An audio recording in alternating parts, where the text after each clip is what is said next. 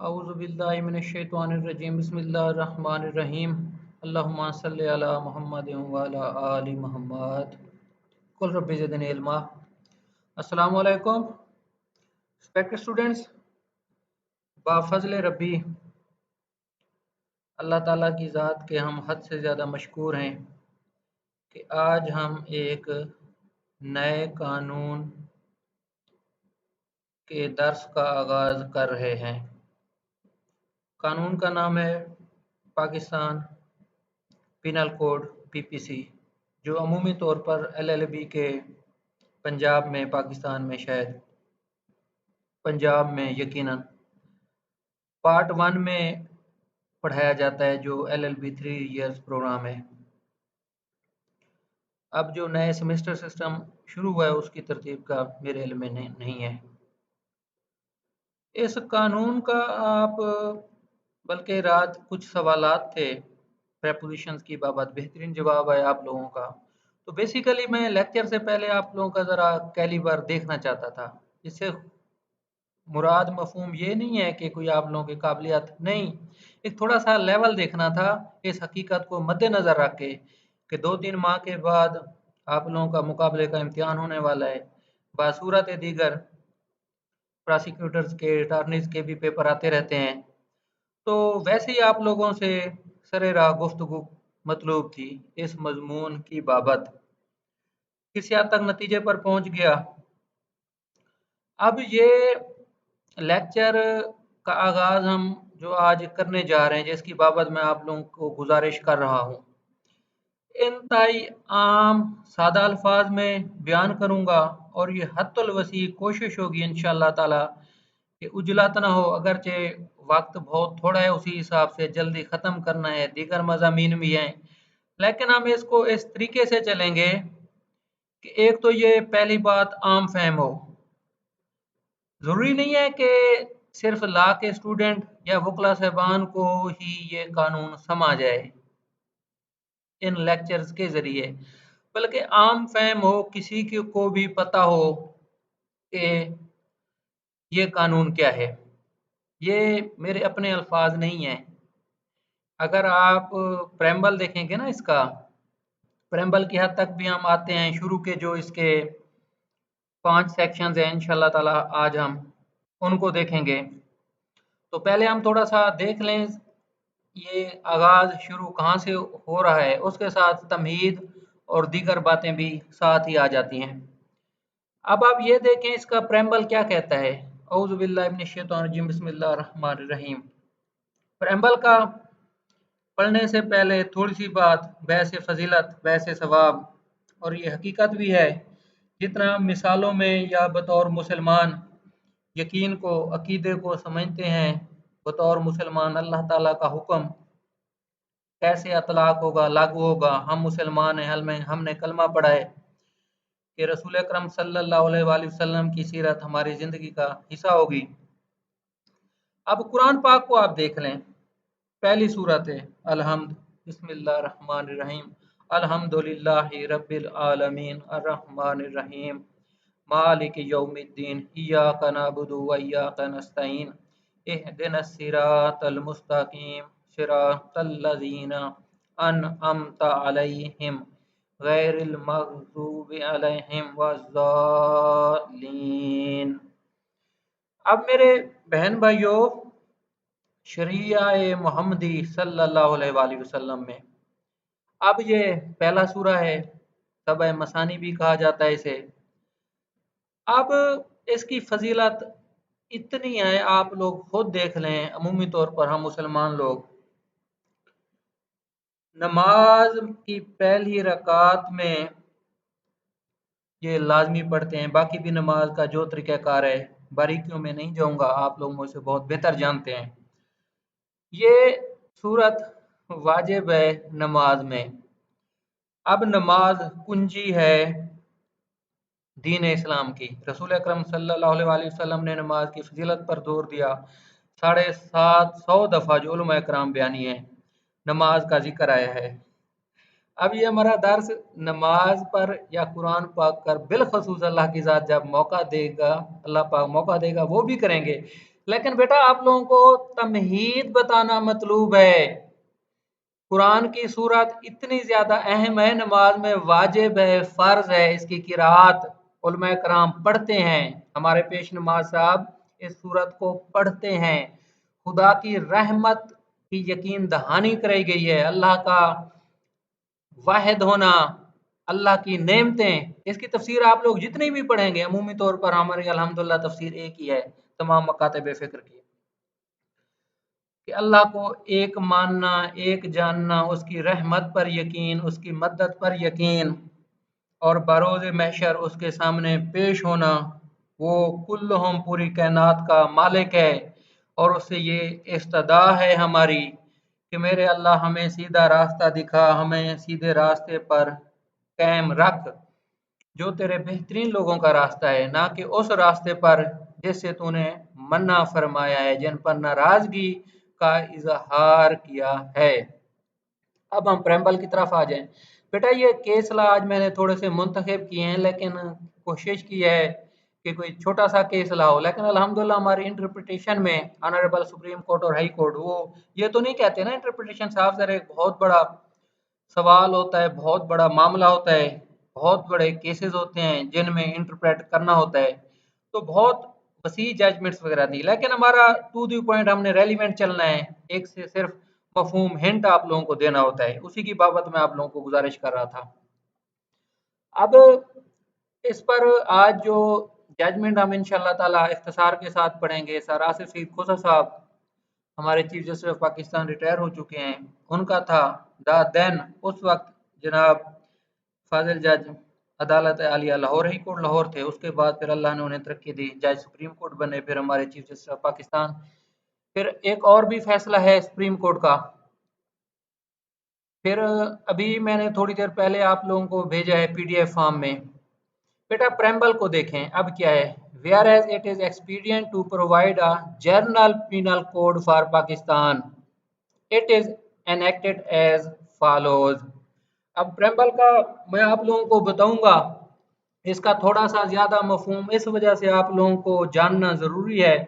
अब देखें ना, इसका इब्तदाया क्या होता है। प्रेम्बल को इब्तदाया कहा जाता है, आगाज, इब्तदा किसी भी कानून की। कुरान एक कानून है, अल्लाह का हुक्म है, रहमत है खुदा की। हरगाह ये करीन मसलिहत है। मसलिहत आप लोगों को समझते हैं क्या होता है, उर्दू में इसका मफहूम देख लीजिएगा, कि पाकिस्तान के लिए एक आम मजमुआ ताज़ीरात वज़ा किया जाए।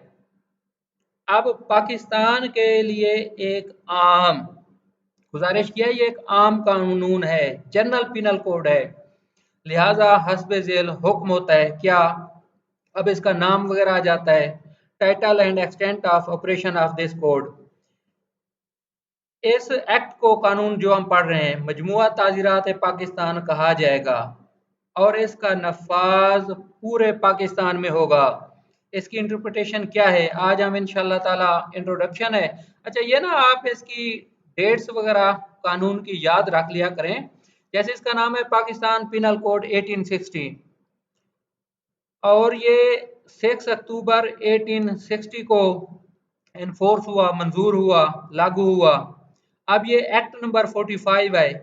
ये ना आप लोग इंटरप्रिटेशन ऑफ स्टैट्यूट्स, किसी भी कानून की अफादियत, अहमियत, उसका तलाक, ये चीज़ें बड़ी ज़रूरी होती हैं। अक्सर ये प्रोसिक्यूशन के एग्जाम में एमसीक्यूज में पूछा जाता है कि जी एक्ट नंबर क्या है, किस तारीख को ये लागू हुआ है, इस वजह से आप लोगों को मैं बता रहा हूँ।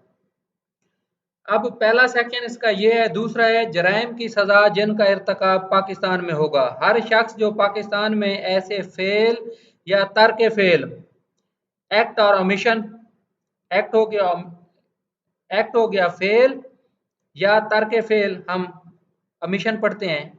क्रॉस रेफरेंस थोड़ा सा पाकिस्तान पिनल कोड देख लें, गालबन 328 पीपीसी बनता है, वो भी इंशाल्लाह ताला उसकी वजाहत करेंगे।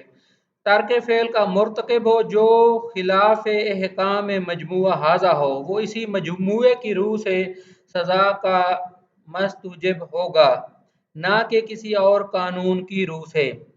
आप देखें ना, punishment of offences committed within Pakistan, every person shall be liable to punishment under this code and not otherwise for every act or omission contrary to law। कोई भी शख्स खिलाफ कानून काम करेगा वो एक्ट है या अमिशन है, ताजीरात पाकिस्तान के ताबे उसे सजा दी जाएगी। Provision thereof which he shall be guilty within Pakistan. अब तीसरा सुन लें, punishment of offences committed beyond but which by law may be tried within. Hint थोड़ा सा देता जाऊंगा, दो पाकिस्तानी हैं, दुबई में रहते हैं, बर्तानिया में रहते हैं, उनकी कोई आपस में ट्रांजैक्शन हुई, कोई माली लेन देन हुआ, चेक वगैरह एक दूसरे को दिए। मिसाल दे रहा हूं, अगर पाकिस्तानी है, रिश्तेदार भी हैं, एक शहर के हैं, पाकिस्तान के किसी बैंक का चेक दे दिया, वैसे ही मिसाल दी है, या दुबई के बर्तानिया के किसी बैंक का चेक दे दिया, अब वो चेक डिसऑनर हो जाता है वहां पर, अब ये दोनों पाकिस्तान में आ जाते हैं। मुख्तसर मफहूम ये है कि चेक डिसऑनर हुआ जिस शख्स का जिसको चेक दिया गया था, पाकिस्तान के किसी भी पुलिस स्टेशन में वो 489F का पर्चा दर्ज करा सकता है। इसका मफहूम ये है, आगे इंशाल्लाह ताला हम देखेंगे। अब देखें ना, may be tried, sir Asif Saeed Khosa साहब की जजमेंट के ये अल्फाज हैं, वो भी हम इंशाल्लाह ताला वक्त के साथ साथ देखेंगे।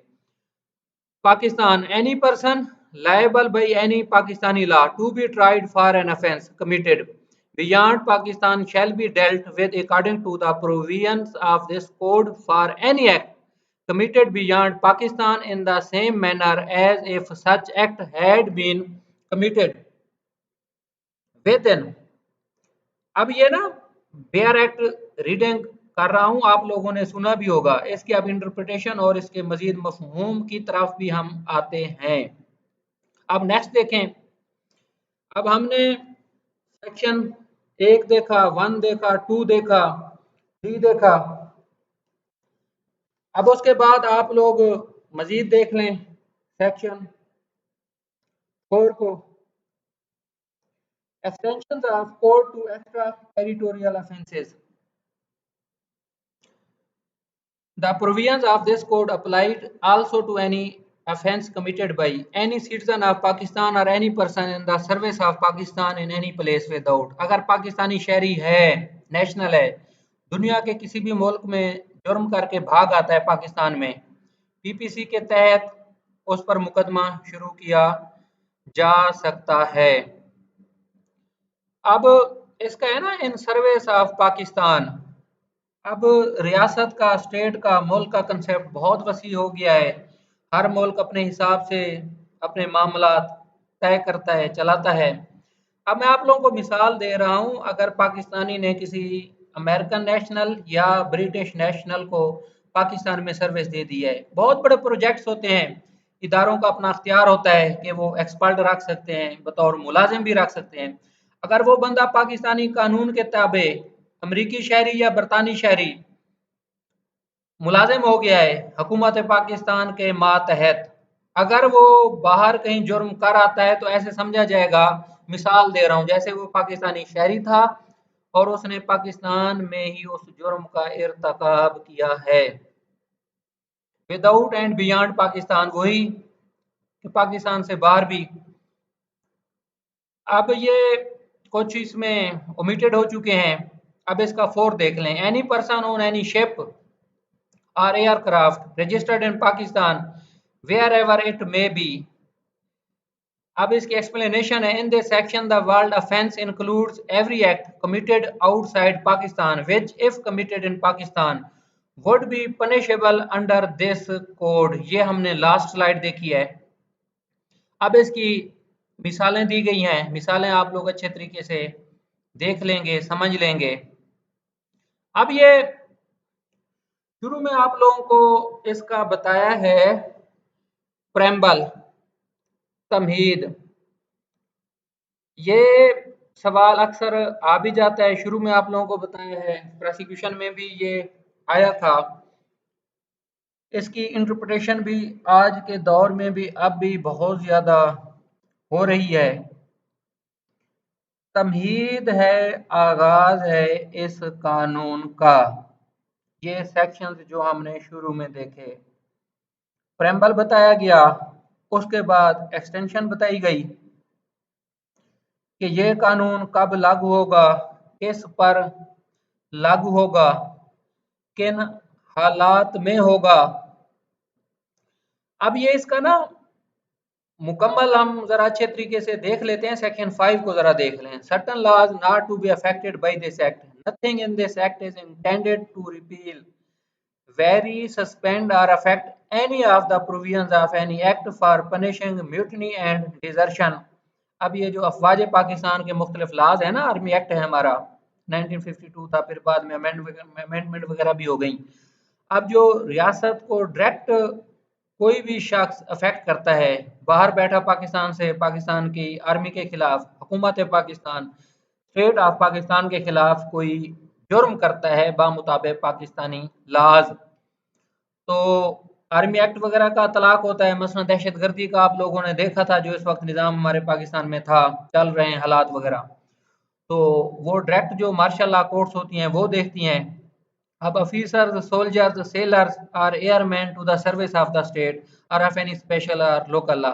अब देखें ना, आर्मी के हमारे ऑफिसर्स होते हैं, अल्लाह पाक रहम करे, वाकयात भी हुए हैं काफ़ी ज़्यादा, आप लोगों को मीडिया में भी सुनते रहते हैं और रिपोर्टेड केस लाज भी हैं। हमारा आर्मी का ऑफिसर होता है, फ़र्ज़ किया अल्लाह ना करे कि वो बगावत में आ जाते हैं या और जो आर्मी एक्ट के खिलाफ कोई काम किया है, तो आर्मी के जो स्पेशल लॉज हैं उनके तहत ही उस शख्स पर फर्द जुर्म होता है और उसको उसके मुताबिक सजा होती है। जो हमारी पाकिस्तान की ऑर्डिनरी कोर्ट्स हैं, वेरी सिंपल सेशन कोर्ट्स वगैरह, इनका नहीं होता तलाक, उन पर सजा भी वही होती है। हाँ, अलबत्ता उसको honourable high court, supreme court में अपील वगैरह का इख्तियार होता है, होती भी है।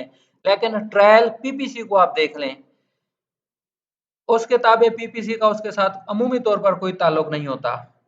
पीपीसी सीआरपीसी का हम इंशाल्लाह ताला रिलेशन भी देखेंगे। अब ये नेक्स्ट आप लोग देखें, सेक्शन 5 को हम देख रहे थे अच्छे तरीके से कि इसका अतलाक कब होगा, किन हालात में होगा, इस पर कानून हमारा क्या कहता है। अब देखें ना, इसका जो सेक्शन 5 है, certain laws not to be affected by this act, nothing in this act is intended to repeal, vary, suspend or affect any of the provisions of any act for punishing mutiny, वही army वाला मैं कर रहा हूं, in the service of Pakistan. और अब आप देखें बहुत गौर से, जिस चीज की तरफ मैं आप लोगों को लेके आना चाहता था, ऑफ एनी स्पेशल और लोकल लॉ। अब 7-8 ये आप लोगों ने देखा होगा, बहुत मशहूर सेक्शन है, एंटी टेररिज्म एक्ट 1997। नैब का हमारा हमारा हो गया, national accountability bureau, anti corruption laws हो गए। या पंजाब का आप मिसाल देख लें, जो एक मालिक मकान का किराए पे देता है अपना घर किसी दूसरे शख्स को, कानून है, रजिस्टर्ड होना चाहिए, थाने को इतला होनी चाहिए, वो नहीं करता, तो इस पर पिनल लॉ है। अब स्पेशल लॉ और लोकल लॉ का आप लोग फर्क देखेंगे इंशाल्लाह ताला, आगे में हम देखेंगे। अब स्पेशल लॉ ना, जनरल इसका मफहूम देख लें, किसी के आगे नेक्स्ट डेफिनेशन में भी आ रहा है, जो खास शख्स अशखास पर जिनका तलाक हो वक्त की जरूरत के ताबे। स्पेशल लॉ हमेशा प्रिवेल करता है, लोकल लॉ हमेशा प्रिवेल करते हैं जनरल लॉ की निस्बत। अब पाकिस्तान पिनल कोड एक सब्सटेंटिव लॉ है, बुनियादी कानून है, असली कानून है, जो कि फरज जिम्मेदारियां का तयन करता है, that determine the rights, liabilities, punishments, offences, एक बेसिक लॉ है। इस पर अमल दरामद कौन करता है? सीआरपीसी हमारा करता है। जनरली जो है ना, आप देख लें 337A2 A3, ये ऑफेंसेस हैं पाकिस्तान पिनल कोड के ताबे, इनका ट्रायल होगा सीआरपीसी के ताबे।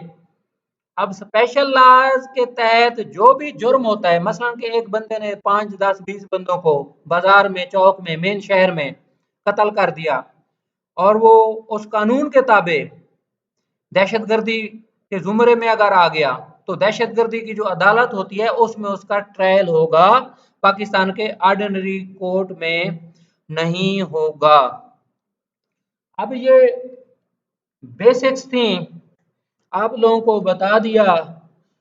बेसिक की बाबत अगर आप देखें ना, थोड़ी सी मैंने तहकीक की है, आप लोगों को बताया भी था। अब ये पाकिस्तानी हमारी लाहौर हाई कोर्ट का, ऑनरेबल लाहौर हाई कोर्ट का जरा पुराना फैसला है, 1980-90 की दहाई में आया था, रेफरेंस इंशाल्लाह ताला बाद में दे दूंगा। अब रिकवरी ऑफ बफलो, भैंस की रिकवरी की 491 की honourable Lahore high court Lahore में रेट हो गई, जिसे आमतौर पर हम रेट कहते हैं। 491 के ताबे पार्टी चली गई। अब उनका मैटर एंड इशू ये था कि एसएचओ साहब ने वो भैंस किसी और को दे दी थी। रिकवरी ऑफ बफलो इंटरप्रेट हुआ 491 कि जी ये तो पर्सन पर इतलाक होता है, ये जानवर पर नहीं होता, जानवर पर्सन में नहीं आता। थोड़ी सी मैंने आपको दिलचस्प और बात और हिस्ट्री इस वजह से बताई है कि इंटरप्रेट कानून होता रहता है, बाज़ औक़ात इंटरप्रिटेशन भी अब हम इंशाल्लाह ताला आज और अब देखेंगे कि कोई ना कोई लॉजिक रीजन है लेजिस्लेशन की, जो बयान कर दिया गया हमने उसके ताबे चलना है। अब कल हम डिस्कस कर रहे थे इसका पीपीसी का, आप लोगों को मैं बता रहा था। अब देखें ना वर्ल्डिंग का एफआईआर देखें, जो जज साहब ने फैसला करना है, दोनों वकला साहबान उनके सामने खड़े हैं, सरकारी वकील साहब सामने खड़े हैं, दोनों पार्टीज सामने खड़ी हैं। अब अतलाक देखें अफेंस कैसे कमिट हुआ, उसकी वर्ल्डिंग क्या है, पीपीसी से पीपीसी एफआईआर बेसिक डॉक्यूमेंट है सेक्शन 154, इससे हर चीज बेहतरीन तरीके से क्लियर हो जाती है कि जुर्म के इंग्रेडिएंट्स बनते हैं या नहीं बनते। या पुलिस ने अगर एफआईआर सपोज कर दी, अब आप लोगों को मैं मिसाल दे रहा था 147, 148, 149 पीपीसी को आप देखें, फिर 143 को देखें। ये वाकई एक केस था, एक दोस्त बता रहे थे, कह रहे थे जी अतलाक तो उन्होंने 149 का कर दिया था कि जी असला आतशी असला वगैरह के साथ हमलावर हो गए, जैसे ये अतलाक होता है वो इंशाल्लाह ताला नेक्स्ट हम देखेंगे। लेकिन इंटरप्रिटेशन में जो एफआईआर की वर्ल्डिंग थी, जो शहादत आई, उन पर वो खाली हाथ थे, खाली हाथ गए थे। अब बताना मफहूम ये है आम पाकिस्तानी के लिए आज का ये दर्स कि जो एफआईआर की वर्ल्डिंग है, जो हमारा पढ़ा लिखा पाकिस्तानी है, कम अज कम मैट्रिक एफए जिसकी तालीम है, उर्दू अच्छे तरीके से पढ़ लेते हैं, पाकिस्तान के कानून इंतहाई सादा आसान अल्फाज में लिखे गए हैं, डिक्शनरीज भी आज मौजूद हैं, थोड़ी सी अगर मेहनत करे आम इंसान उसे पीपीसी समझ में आ जाता है। अब अतलाक हुआ था 143 का, 149 के इंग्रेडिएंट्स नहीं बनते थे। अब 149 का एक अपना तकाजा है, मिसाल दे रहा हूँ, सजा 149 की सेपरेट नहीं है, मेन ऑफेंस के हिसाब से होती है। 143 की एक अपनी सजा है। अब हिंट आप लोगों को बताना था इंटरप्रेट कैसे करते हैं, कैसे पढ़ते हैं। इंटरप्रेट से मफहूम यह है कि सही तौर पर किसी कानून को कैसे समझा जा सकता है। अब एफआईआर आप लोगों के सामने है ना, कि आप लोगों ने अच्छे तरीके से एफआईआर देखनी है, एफआईआर में क्या बयान किया गया है।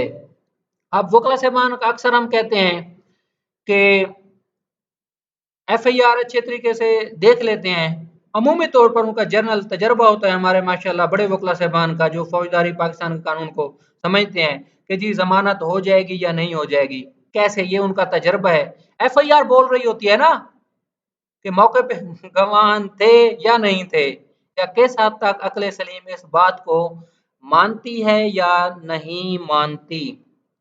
अब ये था जी हमारा बेसिक, मुख्तसर आप लोगों को बता दिया कानून का नाम, इसका अतलाक कहाँ होगा, कैसे होगा।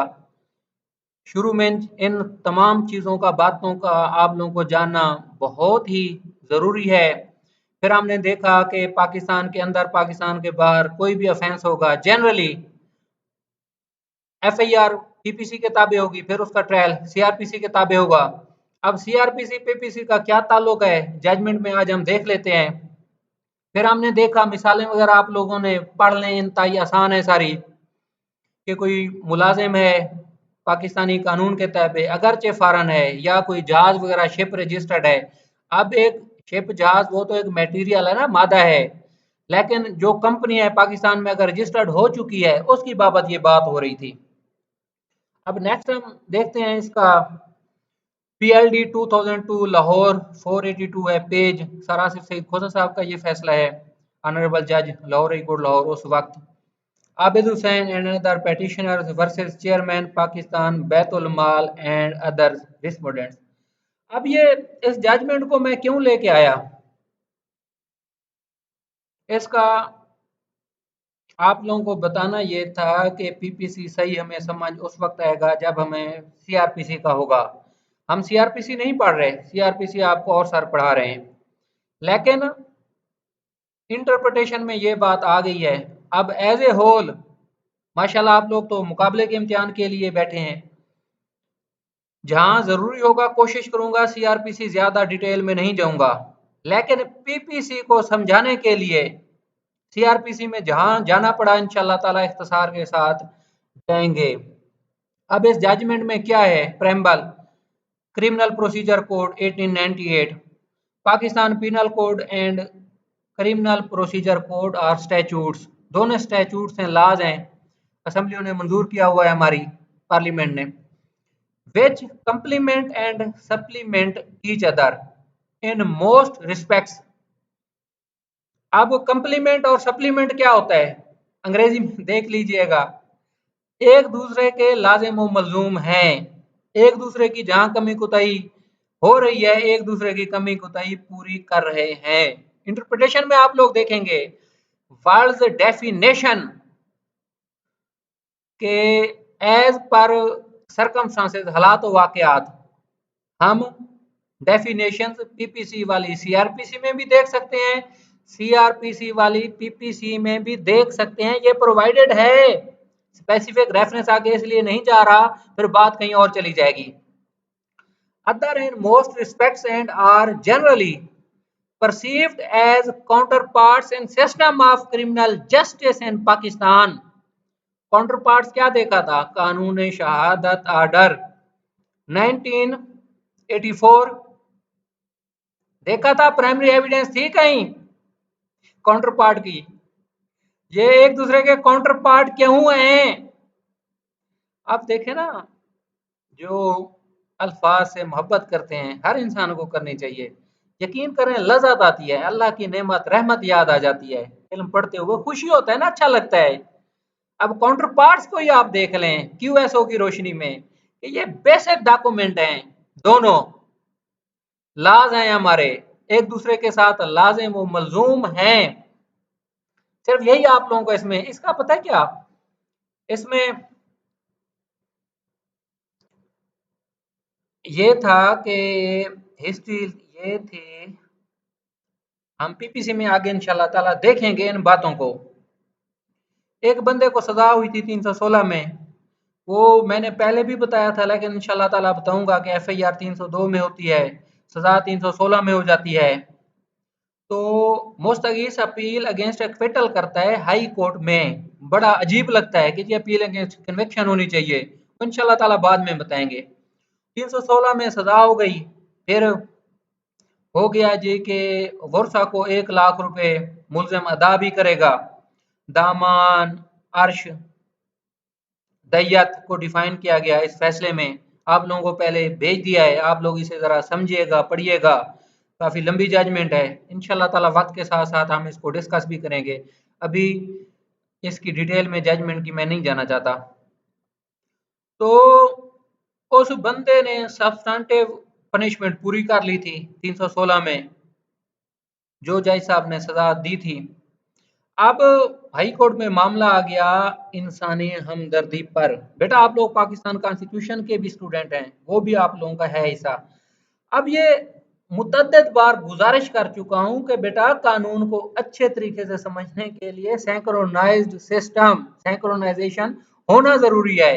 सैंक्रोनाइज भी देख लेंगे, अंग्रेजी जबान का बहुत खूबसूरत लफ्ज है कि अब ये देखे ना, ऑनरेबल हाई कोर्ट में मामला आया, अब पाकिस्तान कॉन्स्टिट्यूशन को देखा, शरीयत को देखा, पीपीसी को देखा, सीआरपीसी को देखा, फिर उसके ताबे फैसला किया। अब पीपीसी के शुरू के सेक्शंस में इस चीज को मैं इसलिए लेके आया हूं ताकि आपको पीपीसी की स्पिरिट का, रूह का पता चल जाए। बहुत अदब के साथ गुजारिश है कि जज ने हर चीज को बहुत कुर्बत से देखना होता है, हर लिहाज से। शरिया के ताबे, कुरान पाक के ताबे, प्रेम्बल है ना पाकिस्तान कॉन्स्टिट्यूशन का, क्या प्रेम्बल है, ऑब्जेक्टिव रेजोल्यूशन क्या था, आर्टिकल 2 ए कैपिटल क्या है। अब हम आज पीपीसी का प्रेम्बल पढ़ रहे हैं, इस वक्त सरेआम जो हमारी बात चल रही है, पीपीसी सीआरपीसी बताया, जब इस जजमेंट को अच्छे तरीके से आप इंशाल्लाह ताला पढ़ लेंगे, उस पर सेपरेट हम डिस्कस भी करेंगे। आप देखें interpretation of statutes, principles of interpretation of criminal statutes innominated, ये और जजमेंट है, वो भी मैंने आप लोगों को भेज दिया है। अब ये 12 असूल बताए गए हैं इंटरप्रिटेशन ऑफ स्टैट्यूट्स के। क्या? All penal statutes are to be construed strictly, that is to say the court must see that the thing charged as an offense is within the plain meaning of the words used। बेटा ये judgement आप लोग अच्छे तरीके से पढ़ेंगे, समझेंगे, लेकिन ये इतनी लेंथी बड़ी वसी जजमेंट थी, सारी नहीं पढ़ाई जा सकती, एक एक लाइन को हम इस वक्त डिस्कस नहीं कर सकते, ये मैं आप लोगों पर छोड़ रहा हूं। अगर आप लोग इन दो जजमेंट्स को बेटा कम से कम घंटा दो अगर आज का निकाल लेंगे ना, मुझे यकीन है बहुत ज्यादा कि पीपीसी और पाकिस्तान में क्रिमिनल लॉ सिस्टम को आप लोग अच्छे तरीके से समझ लेंगे, हमेशा के लिए आप लोगों का ये मसला हल हो जाएगा। आप लोगों को मैंने बेसिक भेज दिए हैं, ये बता दिए हैं कि कंस्ट्रक्शन कैसे होती है, आपने पीपीसी सीआरपीसी को कैसे पढ़ना है, कैसे समझना है। रात बता रहा था कि बेसिक चीजें कुछ ऐसी बताऊंगा इंशाल्लाह ताला, हर लिहाज से आप लोगों को फायदा होगा। फाउंडेशंस बेसिक्स आप लोग समझ लेंगे ना। अब ये पहला असूल क्या आ रहा है, constitute strictly, that is to say the court must see that the thing charged as an offense is within the plain meaning of the words used। अब अदालत का ये फर्ज है, वकला साहबान की ये ड्यूटी है, अदालत को समझाएं, अदालत को बताएं कि सर एफआईआर देखें, ये ऑफेंस देखें, इसकी डेफिनेशन देखें, इसके मुताबिक एक्विटल का केस बनता है या इसमें ये नहीं आता। अक्सर honourable supreme court of Pakistan तक लिटिगेशन चली जाती है कि जी ये एक्ट टेररिज्म में आता है या नहीं आता, ये पीपीसी डिफाइन करता है। ये हमारा एटीसी 1997 एंटी, जो हमारा दहशतगर्दी का कानून है 1997 वाला, वो डिफाइन करता है कि एक्ट ऑफ टेररिज्म था या नहीं था, ट्रायल किस अदालत में होगा। अब जो उसके लिटरल मीनिंग्स हैं, जो एफआईआर हुई है उसके ताबे फैसला होना है। अब नैब वाला अक्सर आ जाता है कि जी नैब का केस बनता है या नहीं बनता, या एंटी करप्शन का बनता है, एंटी करप्शन का एक अलहदा हमारा पाकिस्तान में सिस्टम है, नैब को हरकत में देने के लिए एक अलहदा डिपार्टमेंट नैब का मौजूद है। ये बेसिक्स आप लोगों को मैं बता रहा हूँ कि कहते हैं ना कि खुदा करे तेरे दिल में उतर जाए, ये बात इख्तिसार के साथ रिपीट कर रहा हूँ बेटा। पीपीसी के आपने एक एक सेक्शन को अच्छे तरीके से पढ़ने की आदत डालनी है, उनका अतलाक देखना है, इंग्रेडिएंट्स पर जाना है, लवाजमात जुर्म क्या है। अब देखना, मिसाल देता हूँ, मोबाइल है, मोबाइल फोन, अब एक बंदे ने किसी दूसरे की जेब से निकाल लिया, कौन सा जुर्म बनता है? चोरी बनता है। इसी मिसाल को आगे बढ़ाता हूँ, दो लोग रेस्टोरेंट पे खाना खाने गए, मोबाइल रख दिया टेबल पर। अब मिसाल दे रहा हूँ, दोनों ही वॉशरूम चले गए, जो टेबल अटेंडेंट था उसने मोबाइल उठा के जेब में रख लिया। अब ये क्या है, थेफ्ट की डेफिनेशन में आता है या नहीं आता? ये आज की हमारी प्रेपोजिशंस भी हैं। और मिसाल सुन लें, एक साहब हैं, घर में रहते हैं, फौत हो जाते हैं, बुजुर्ग हैं 60 साल के। अब घर में सिर्फ एक मुलाजिम है। अब जो ही बुजुर्ग की डेथ होती है, मुलाजिम आता है, देखता है कि उसके मालिक की डेथ हो चुकी है, अभी किसी को नहीं पता, दो लोग ही सिर्फ रह रहे हैं। वो मालिक की जेब को टटोलता है, पर्स होता है उसमें पैसे निकाल लेता है 30,000 रुपए, उनका मोबाइल भी जेब में होता है, वो भी निकाल लेता है। तो उसके बाद फिर वो इतला देना शुरू करता है लोगों को कि जी मेरा मालिक फौत हो गया है।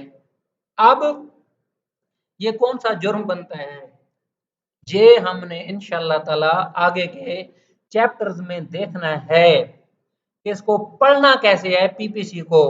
आज यही आप लोगों को पहला दर्स यही है, इतनी बड़ी तमहीद बांधी है बेटा, एक एक लफ्ज को बहुत गौर से पढ़ना है, इंग्रेडिएंट्स ऑफ ऑफेंस पर जाना है, चैप्टराइजेशन पर जाना है, इंसान के जो अफआल हैं, एक्ट्स हैं, कि कौन सा काम करने से कौन सा जुर्म बनता है। इंशाल्लाह ताला अच्छे तरीके से नेक्स्ट तमहीद में मजीद भी बताऊंगा आप लोगों को। अब क्रिमिनल, आप नेक्स्ट स्लाइड देखें। Criminal enactments are not to be extended by construction when an offence against the law is alleged and when the court has to consider whether that alleged offence falls within the language of a criminal statute। वही बात जो बताइए आप लोगों को। अब ये 12 असूल हैं इंटरप्रिटेशन ऑफ स्टैट्यूट्स के। इंशाल्लाह ताला इस पर सेपरेट भी पूरा लेक्चर होगा। आज सिर्फ आप लोगों को हिंट दिया है, आगाज किया है। अब ये लास्ट आज के आप ये 12 हैं, कंस्ट्रक्शन कैसे करनी है ये जरा पढ़ लें। जब तक आप लोग इस जजमेंट को पढ़ेंगे नहीं तो हमें सही समझ नहीं आएगी। अदरवाइज इसको आम फहम में भी मैं कोशिश करूंगा आप लोगों को सारा बताने की। बेटा ये हैं 12 असूल, जजमेंट में देख लीजिएगा, स्लाइड में शायद आप लोगों को दुरुस्त समझ ना आए। अब ये पीएलडी 1951 का आज का हमारा आखिरी ये केस ला, थोड़ा सा हिंट दूंगा। ये काफी पुराना फैसला है 1951 का, ऑनरेबल पेशावर हाई कोर्ट का है। ये पेज 6 है, पीएलडी रिपोर्टेड है। उस वक्त के हमारे जज साहब थे मोहम्मद शफी साहब, Mohammad Zaman and others convicts petitioners versus, आप देखें ना, क्राउन, CROWN क्राउन। हालांकि 47 में तो पाकिस्तान आजाद हो गया था। क्राउन क्यों था बेटा, ये बहुत खूबसूरत दिलचस्पी है। आप लोग ये दिलचस्प बातें सीनियर वकला साहबान से सुन सकते हैं जिन्हें माशाअल्लाह अल्लाह ने लंबी उम्र दी है, उनको ये बारीकियों का होता है पता। बड़ी दिलचस्प बात है ना कि वर्सेस क्राउन क्यों आ गया है।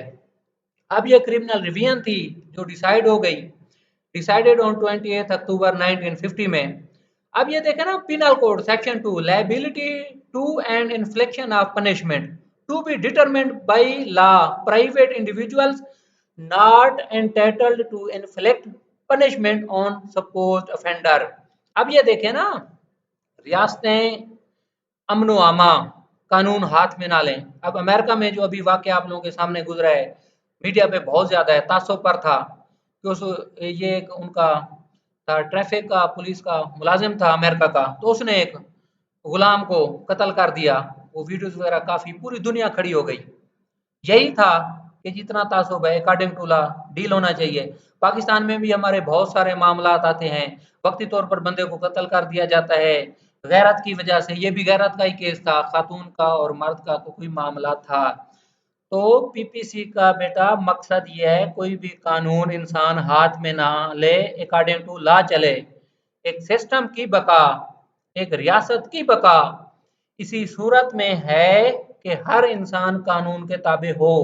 अगर अगेंस्ट द लॉ किसी इंसान के खिलाफ कोई जुर्म हो जाता है तो बेहतरीन हमारा तरीकाकार मौजूद है एफआईआर का, फिर ट्रायल का। जब कानून हाथ में लेंगे, अपना जाती तजर्बा आप लोगों के साथ बेटा शेयर करने चला हूँ, कुछ लेने की बजाय देना पड़ जाता है, माफिया भी मांगनी पड़ जाती हैं, पैरों पर हाथ भी लगाने पड़ जाते हैं, पैसे भी देने पड़ जाते हैं, पता नहीं क्या क्या देना पड़ जाता है। हमारे पंजाब का जो सिस्टम ऑफ, जो हमारा कल्चर है, हैबिट्स हैं, अगर खिलाफ कानून चलेंगे, अदरवाइज कानून का बेहतरीन तरीका है, शरीयत हमारे पास मौजूद है। इखलाक से, जबान से कानून परवान चढ़ते हैं, सिस्टम का अतलाक होता है, रिवाज वगैरह बनते हैं। आखिर के साथ आगाज क्या था, जब तक सीरत रसूल सल्लल्लाहु अलैहि वसल्लम का तज़किरा ना किया जाए, हमारा कोई लेक्चर नहीं है। रसूल खुदा सल्लल्लाहु अलैहि वसल्लम की जिंदगी, सीरत, कुरान पाक हमारी जिंदगी का हिस्सा होना चाहिए। इख्तिसार के साथ बहुत बड़ा वाक़या है जिसने हमें हद से ज़्यादा आज तक मुतासिर किया। जब भी कभी उदास होते हैं, परेशान होते हैं, दुनियावी मामलात में पेचीदा होते हैं, तो अपने प्यारे नबी को याद कर लेते हैं, उनकी मोहब्बत को याद कर लेते हैं, दुरूद शरीफ पढ़ लेते हैं, हर मसला हल हो जाता है। तो बेटा, मदीना में अभी रियासत का सही मायनों में अतलाक नहीं हुआ था, ऐलान नहीं हुआ था। रसूल खुदा सल्लल्लाहु अलैहि वसल्लम को अल्लाह ताला ने बहुत ज़्यादा ताकत मदीने में दे दी थी।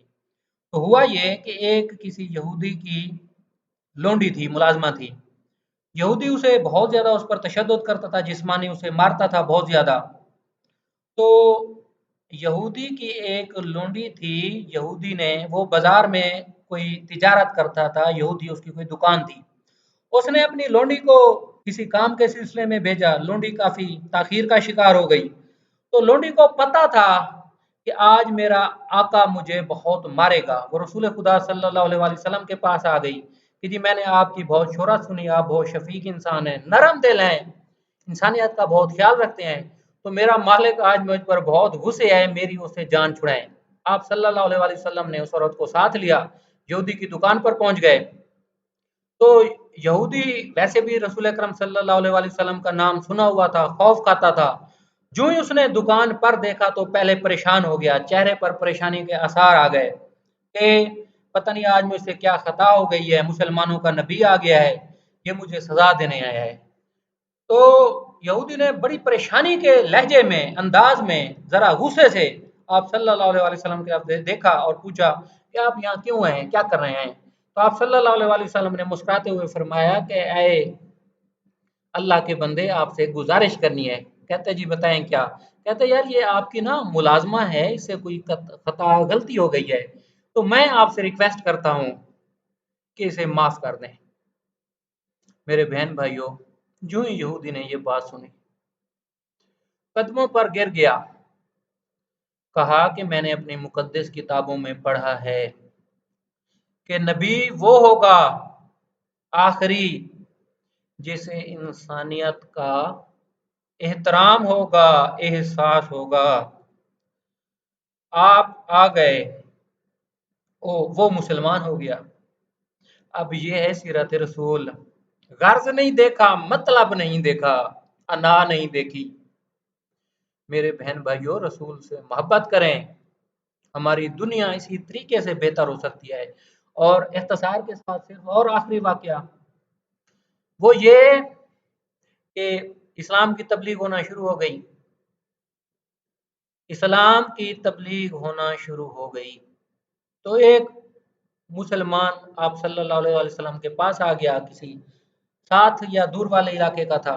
कहते जी मुसलमानों की हालत इस वक्त बहुत खराब है, कुछ खजूर चाहिए, भूख से वो काफी बदहाल हैं, परेशानी के आलम में हैं। तो आप सल्लल्लाहु अलैहि वसल्लम ने कहा कि जी खजूर तो है नहीं, क्या करें आप? अब साथ जो रिवायात हैं, अदब चाहता हूँ शायद कोई छोटी सी गलती हो जाए, खुदा रहम करे, लेकिन वो गलती इतने बड़े लेवल की नहीं है कि इसमें माफी ना हो सके। शायद हजरत उमर फारूक रजी अल्लाह तआला अन्हु, हजरत अली करमुल्लाह वजह साथ खड़े थे और एक यहूदी भी सुन रहा था सारी बात। तो यहूदी ने कहा कि जी अगर खजूर आप लोग मुझे कुछ अरसे के बाद दे दें, मुख्तार मैं आप लोगों को देने को तैयार हूँ, लेकिन लूंगा खजूर अच्छी क्वालिटी की, जो दे रहा हूँ ये नहीं लूंगा, अच्छी खजूर लूंगा। हो गया जी अहदो पैमा, टाइम भी तय हो गया, खजूर मुसलमान को दे दिया, वो चला गया। अब यहूदी की आप देख लें इस्लाम कैसे फैला, किरदार किसे कहते हैं।